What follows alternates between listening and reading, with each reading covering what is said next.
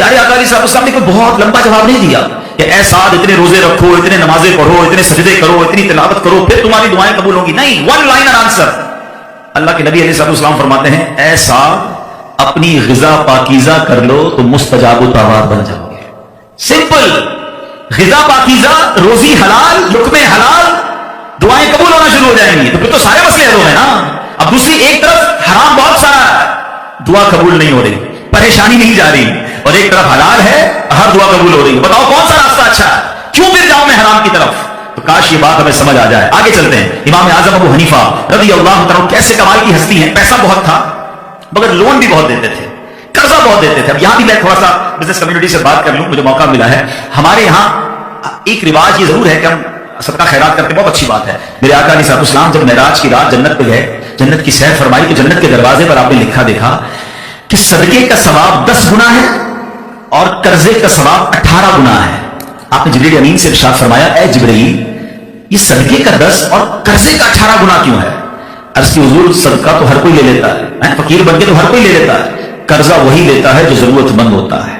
ابھی کہیں سے پاک سنیے گا جس کا مضمون ہے کہ جو کوئی شخص کسی کو قرضہ دیتا ہے، فار ایگزامپل آپ سے کسی آپ کے ملازم نے، رشتہ دار نے قرضہ مانگا 50,000 روپے دے دیں، میں 2 مہینے میں دے دوں گا. آپ نے اس کو قرضہ دے دیا، آپ کو پتہ ہے ثواب کتنا ملے گا؟ حدیث پاک کا مضمون ہے روزانہ جتنی رقم آپ نے قرضہ دی ہے نا، روزانہ اتنی رقم آپ کو صدقہ کرنے کا ثواب ملے گا. اس کا مطلب یہ ہو کہ روزانہ 50,000 روپے اللہ کی راہ میں صدقہ کر رہے ہیں، 2 مہینے کے بعد پیسے واپس آ گئے اور آلموسٹ 30 لاکھ روپے اللہ کی راہ میں صدقہ کرنے کا ثواب مل گیا. اچھا اب وہ بندہ آپ سے کہتا ہے حضور پریشان ہو 1 مہینہ اور دے دیں. آپ نے دیکھا واقعی پرابلم ہے، 1 مہینہ اور دیا، روایتوں کے مطابق اب ثواب آپ کا ڈبل ہونا شروع ہو گیا. آپ نے ایکسٹینشن دی، اب روزانہ 1 لاکھ روپے اللہ کی راہ میں صدقہ کرنے کا ثواب مل رہا ہے. سیدی اعلیٰ حضرت امام اہل سنت فرماتے ہیں کہ روزانہ اتنے روپے صدقہ کرتا ہوں. 100 سال پرانی بات ہے. 100 سال پہلے روپے آج کے ہزاروں روپے، لاکھوں روپے کے برابر ہے. لوگوں نے کہا روز اتنا صدقہ کرتے ہیں. آپ نے فرمایا میں نے اتنے پیسے کسی کو قرضہ دیا ہوا ہے اور جتنے دن گزرتے جا رہے ہیں روز مجھے اتنا صدقہ کرنے کا ثواب مل رہا ہے. تو یہاں میں ایک مشورہ دوں گا. ہمارے یہاں پرابلم یہ ہو گیا ہے، ہم سے آ کر کوئی پیسے مانگے کہتے ہیں مجھے نفع کتنا دو گے. یہ جو سود ہے نا، یہ ایسی لعنت ہے جو بندے کے دل کو سخت کر دیتی ہے. اب جب سود کی جو ایک مذمت ہے وہ یہ بھی ہے کہ رحم دلی ختم ہو جاتی ہے. وہ ہر چیز میں نفع مانگ رہا ہوتا ہے کہ بھائی تجھے پیسے چاہیے، مجھے کیا ملے گا؟ حالانکہ بیچارہ غریب پریشان بچی کی شادی کرنی ہے، اور مسئلہ ہے. تو اسی لیے قرضے کی فضیلت بیان ہوئی تاکہ غریب پریشان مسلمانوں کا بھلا ہو جائے. اب یہاں میں 2 باتیں عرض کروں گا کہ آپ کوشش کیا کریں. ایک مشورہ دیتا ہوں، میں دیکھ رہا ہوں ماشاءاللہ اللہ پاک نے یہاں بہت سارے ایسے لوگ ہیں جن کو بہت نوازا ہے، اللہ نے کروڑوں میں آپ کو نوازا ہے. میں آپ کو ایک مشورہ دیتا ہوں، اپنے آفس سے ایک بجٹ بنائیں. مثال دیتا ہوں 1 ملین کا، 2 ملین کا، 5 ملین کا، جتنا آپ کو چانس دیا گیا ہے کہ درود پڑھ کر اپنی قسمت جگا لو، اپنے بھاگ جگا لو، اپنے نامہ اعمال میں نیکیاں لکھوا لو. تو ہمیں چاہیے کہ کثرت سے درود پاک پڑھتے رہا کریں. آئیے مل کر محبت کے ساتھ باآواز بلند درود پاک پڑھ لیں. صلو علی الحبیب صلی اللہ تعالی علی محمد صلی اللہ علیہ وسلم. ماہ شعبان میں جہاں بہت خوبصورت واقعات ہوئے، بڑے بڑے بزرگان دین کے عرس آتے ہیں، ان کے ایام آتے ہیں، وہاں ایک بڑی عظیم ہستی ہے، ہم سب کا جن سے تعلق ہے، بلکہ یوں کہوں کہ ہم سب ان کے فالوورز ہیں، ان کے ہم مقلد ہیں. میری مراد امام اعظم ابو حنیفہ حضرت نعمان بن ثابت رضی اللہ تعالیٰ عنہ سے ہے. 2 شعبان المعظم یہ آپ کا عرس ہے. اپنے آپ کو حنفی تو کہتے ہیں مگر بہت سارے لوگوں کو تو امام اعظم کا نام بھی نہیں پتا. امام اعظم ابو حنیفہ تو کہتے ہیں، ابو حنیفہ ان کا نام نہیں ہے، ان کا نام نعمان بن ثابت ہے. جن کے ہم مقلد ہیں، جن کو فالو کرتے ہیں، ان کا نام یہ ہے. تو آج ان کی سیرت، ان کی کچھ بایوگرافی، اور اس بایوگرافی سے مجھے اور آپ کو کیا سیکھنے کو ملتا ہے. بڑا عجیب و غریب واقعہ آپ کی زندگی کا. کوفہ کی مسجد میں امام اعظم ابو حنیفہ وضو فرما رہے ہیں. پہلے یہ فضیلت ذہن میں رہے کہ روایتوں میں آتا ہے کہ جب بندہ وضو کرتا ہے، اے نمازیوں تمہیں مبارک ہو، اے وضو کرنے والوں آپ کو مبارک ہو، کہ جب بندہ وضو کرتا ہے تو چہرہ دھوتا ہے تو چہرے کے گناہ معاف ہو جاتے ہیں، ہاتھ دھوتا ہے تو ہاتھ کے گناہ معاف ہو جاتے ہیں، سر کا مسح کرتا ہے تو سر کے، اور پیر دھوتا ہے تو پیر کے گناہ معاف ہو جاتے ہیں. مگر یہ معاف ہوتے ہیں یا گناہ دھل جاتے ہیں، یہ روایتوں میں تو پڑھا، مگر اللہ نے امام اعظم ابو حنیفہ کو وہ نظر عطا فرمائی تھی کہ آپ وضو فرما رہے تھے تو آپ کے برابر میں ایک نوجوان وضو کر رہا تھا. آپ نے وضو کرتے کرتے اس کے ٹپکتے ہوئے قطروں کو دیکھ کر فرمایا، اے بیٹا ماں باپ کی نافرمانی سے توبہ کر لے. شاکڈ، یعنی وہ سمجھ گیا کہ امام اعظم پہچان گئے. اس نے کہا جی حضور میں نے توبہ کی. اب آپ نے دوسرے شخص سے کہا جو وضو کر رہا تھا، میرے بھائی بدکاری سے توبہ کر لے. وہ بھی حیران ہو گیا، کہتا حضور میں نے توبہ کی. ایک شخص سے وضو کے قطرے ٹپک رہے تھے، آپ نے کہا بھائی شراب نوشی سے، گانے بازی سے توبہ کر لے. اگین وہ حیران تو ہو گیا لیکن پھر اس نے توبہ کی. اب جب یہ واقعہ ہوا تو امام اعظم ابو حنیفہ نے، یعنی یہاں یہ پتا چل رہا ہے کہ اللہ پاک نے اپنے بندوں کو کیسی بصیرت اور کیسی نظر عطا فرمائی. مگر امام اعظم ابو حنیفہ کا کمال دیکھیں کہ آپ نے اللہ کی بارگاہ میں دعا کی کہ اللہ یہ کمال یہ مجھ سے واپس لے لے، کیونکہ اس نظر کی وجہ سے، اس بصیرت کی وجہ سے مجھے لوگوں کے عیب پتہ چل رہے ہیں. میرے برابر کا بندہ وضو کرتا ہے، مجھے پتہ چل جاتا ہے اس کا کون سا گناہ دھل رہا ہے، اور مجھے معلوم ہو جاتا ہے اس کا عیب کیا ہے. اللہ میں لوگوں کے عیب نہیں دیکھنا چاہتا، مجھ سے یہ کمال واپس لے لے. سبحان اللہ. اور ایسا ہی ہوا، آپ کی دعا قبول ہو گئی اور پھر آپ کو لوگوں کے عیب نظر آنا بند ہو گئے. آپ اس سے دو باتوں کا اندازہ کیجئے کہ ایک تو اللہ پاک نے کمال کیسا دیا تھا، ان کی نظر کیسی تھی، وہ دیکھ لیتے تھے جو ہم نہیں دیکھ سکتے، مگر سوچ کیسی تھی کہ ہمیں لوگوں کے عیب نہیں دیکھنے. اب یہاں ہم سب کے لیے سبق ہے. ہمارے یہاں تو معاملہ ہی الٹا ہے. ہمارے یہاں بہت سارے لوگ تو دوربین لگا کے بیٹھے ہیں کہ عیب پتہ چل جائے، کرتا کیا ہے، اٹھتا کب ہے، سوتا کب ہے، جاتا کہاں ہے، کاروبار کیا کرتا ہے. بھائی نئی گاڑی لے لی، چیک تو کرو پیچھے کدھر سے پیسے آ رہے ہیں، نیا گھر فلاں سوسائٹی میں، ابھی تو گھر چھوٹا تھا اتنا بڑا کیسے ہو گیا. ٹینشن شروع ہو جاتی ہے. یعنی تلاش میں رہتے ہیں کسی کی ترقی کیسے ہوئی، کوئی آگے کیسے بڑھ گیا، کسی کو عروج کیسے ملا. اور اگر پتہ چل جائے، دیکھیں انسانوں کی بستی میں رہتے ہیں، میں اور آپ سارے انسان ہیں، فرشتہ تو کوئی نہیں ہے نا، تو انسان تو ہوتا ہی. الانسان مرکب من الخطائی والنسیان. What is the definition of human being? پہلے یہ سمجھ لیجیے، انسان کی ڈیفینیشن ہی یہ ہے کہ انسان مرکب ہے، مکسچر ہے مسٹیکس کا اور بھول کا. یہ تو ہوگا، غلطیاں بھی ہوتی ہیں، انسان سے بھول بھی جاتا ہے. تو اگر کسی کا عیب پتہ بھی چل جائے، تھوڑی دیر کے لیے مان لیا کہ اس میں یہ پرابلم ہے یا اس کے گھر کا یہ مسئلہ ہے، اب کیا بنتی ہے میری اور آپ کی ذمہ داری؟ تو اسے عیب کو دوسروں کو بتانا، اس کو انجوائے کرنا. ارے بھائی پتہ چلا فلاں نے یہ کیا ہے، ہاں اس کے بیٹے کا یہ مسئلہ ہے، وہ بڑی بڑی باتیں نہیں کرتا، ہاں اس کی بیٹی کا یہ مسئلہ ہے، اور یہ میری بہنیں سن رہی ہیں، ان کو تو بس بال ملنے کی دیر ہے نا، پھر تو سیدھا جا کے سارے پورے محلے کو بتانا ہے. کیوں؟ خود سوچئے، مسلمان کا یہ کام نہیں ہے. پہلے تو عیبوں کی جستجو میں نہ رہیں، عیب تلاش کرنے کی فکر میں نہ رہیں، اور اگر پتہ چل جائے تو اس کو ایسے بھول جائیں یا ایسے دبا دیں جیسے اپنے عیب کو چھپاتے ہیں. اب میں آپ کو دو حدیثیں سنانا چاہتا ہوں. امام اعظم ابو حنیفہ سے محبت کرنے والے بیٹھے ہیں، امام اعظم ابو حنیفہ کو فالو کرنے والے بیٹھے ہیں، پھر ان کی سیرت سے کچھ سیکھ کر بھی تو جائیں نا. اللہ کے آخری نبی رسول عربی صلی اللہ تعالی علیہ وسلم فرماتے ہیں، یہ حدیث مسلم شریف میں ہے، نبی پاک نے فرمایا جو کسی مسلمان کی تکلیف کو دور کرے، اللہ عز و جل قیامت کی تکلیفوں میں سے اس کی تکلیف کو دور فرمائے گا.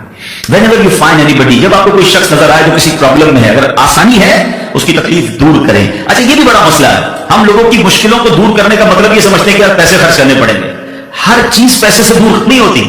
اگر یہ فارمولا درست ہے کہ پیسے خرچ کرنے سے تکلیف دور ہوتی ہے، تو پھر تو کوئی پیسے والا تکلیف میں ہی نہ رہے، مشکل میں ہی نہ رہے. ایسا نہیں ہے. کہیں محبت سے تکلیف دور ہو جاتی ہے، کہیں حوصلہ دینے سے تکلیف دور ہو جاتی ہے، کہیں کسی سے اچھی بات کرنے سے اس کی تکلیف دور ہو جاتی ہے، کہیں کسی کی اچھی جائز سفارش کرنے سے تکلیف دور ہو جاتی ہے. ہمارا پہلے ذہن بن جائے کہ مسلمانوں کی تکلیفیں دور کرنی ہے. نبی پاک فرماتے جو کسی کی تکلیف دور کرے، اللہ کریم قیامت کی تکلیفوں میں سے اس کی تکلیف دور فرمائے گا. Look at the reward. وہاں کوئی مدد کرنے والا نہیں ہوگا. آپ یہاں شاید بہت تھوڑی دیر میں کسی کی تکلیف دور کر دیں، مگر قیامت کی تکلیف دور ہونا اٹس اے بگ ریوارڈ، بہت بڑا انعام ہے. مگر اس حدیث کا جو اگلا حصہ ہے جو میرے ٹاپک سے متعلق ہے، آقا علیہ السلام فرماتے ہیں جو کسی مسلمان کی عیب پوشی کرے، عیب پتہ چل گیا، آپ کے سامنے ریویل ہو گیا اس کا فالٹ، اب چھپا دے، عیب پوشی کرے، خدائے ستار قیامت کے روز اس کی عیب پوشی فرمائے گا. ہائے ہائے ہائے، قیامت کے دن میرے عیب نہ کھلیں. ہم سب یہی چاہتے ہیں نا. کتنے عیب ہے کبھی سوچا ہم نے؟ لوگوں سے چھپا کر گناہ کرتے ہیں، لوگوں کو پتہ نہ چلے، ہماری یہ فکر ہوتی ہے ارے بھائی فلاں کو نہ پتہ چل جائے، فون بند کر دو، لائٹ بند کر دو، علاقہ تبدیل کر دو. کتنے جتن کرتے ہیں لوگوں سے چھپانے کے لیے، مگر اللہ کتنا کریم ہے، ہمارے عیب چھپائے رکھے ہیں. لوگ کتنی عزت کرتے ہیں ہماری، مگر یہ سارے عیب اگر قیامت کے دن کھل گئے تو کدھر جائیں گے؟ آقا فرماتے ہیں جو دنیا میں کسی کے عیب چھپاتا ہے، اللہ قیامت کے دن اس کے عیب چھپائے گا. ایک اور جگہ اللہ کے نبی علیہ السلام فرماتے ہیں جو شخص اپنے بھائی کا عیب دیکھ کر اس کی پردہ پوشی کرے تو وہ جنت میں داخل کر دیا جائے گا. اگر جنت میں جانا ہے، اٹس اے بیوٹیفل وے. عیب پتہ چل جائے چھپائیں. جس طرح اپنے بچوں کے عیب ہم نہیں چاہتے، کہتے ہیں نا ہمارے ایک جملہ بڑا مشہور ہے، یار گھر کی بات گھر میں رہنے دو، تو دوسرے کی گھر کی بات بھی اس کے گھر میں رہنے دو نا. اس کی گھر کی بات کیوں محلے میں لے جانی ہے، اس کے گھر کی بات کیوں سوشل میڈیا پہ ڈالنی، کیوں انجوائے کرنا ہے.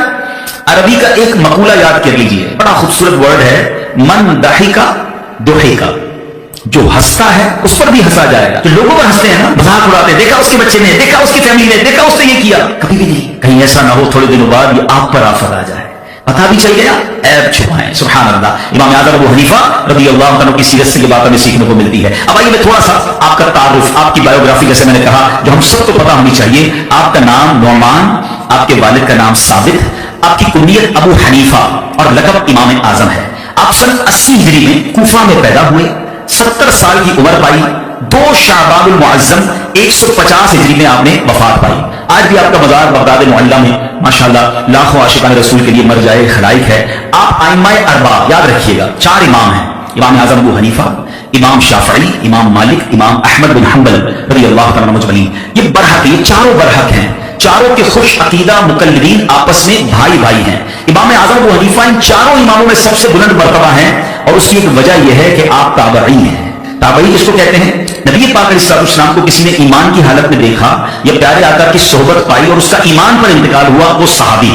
और जिसने सहाबी को ईमान की हालत में देखा या उसकी सोहबत पाई तो वो ताबई, और उसका खात्मा भी ईमान पर हुआ हो। तो इमाम आज़म अबू हनीफा ये ताबई बुजुर्ग हैं। आपने सहाबाए किराम से मुलाकात की, सहाबाए किराम की सोहबत का आपको शरफ भी मिला। इमाम आज़म अबू हनीफा बहुत बड़े बिजनेसमैन भी थे, यहां भी बिजनेस कम्युनिटी के लोग मौजूद हैं, लेकिन उसके साथ साथ इल्म के भी इमाम हैं।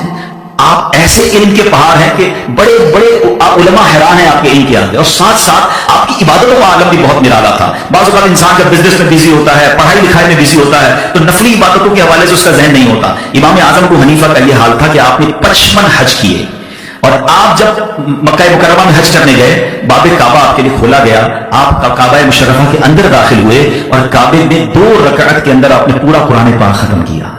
देर तक मुनाजात करते रहे, मशगूल दुआ थे कि बैतुल्लाह के गोशे से गैब से आवाज आई, तुमने अच्छी तरह हमारी पहचान हासिल की और खुलूस के साथ खिदमत की, हमने तुमको बख्शा, और क़यामत तक तुम्हारे मजहब पर जो होगा, यानी जो तुम्हारी तकलीफ करेगा, उसकी भी बख्शिश फरमा दी।